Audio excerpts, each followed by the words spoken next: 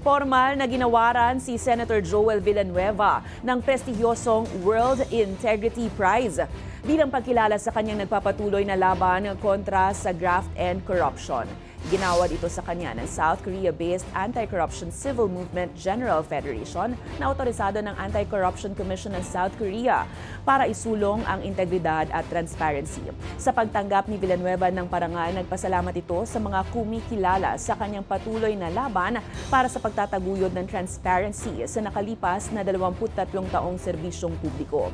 Sabay rin niyang iginiit na hindi natatapos ang laban sa isyu ng korupsyon sa bansa. Matatandaang nagsimula si Villanueva na manilbihan sa gobyerno ng Mahalal noong 2001 bilang kinatawan ng Citizens Battle Against Corruption o CBAC party list. As I mentioned earlier, it's a lonely battle. It's a very hard fight, pero alam naman natin na yung nagpo-fuel din sa atin ay yung masidhing pagnanais paglingkuran ng ating Diyos at ang ating bayan, ang ating mga kababayan. And yung corruption has always been, no, since time immemorial, a big problem, a big challenge in this country.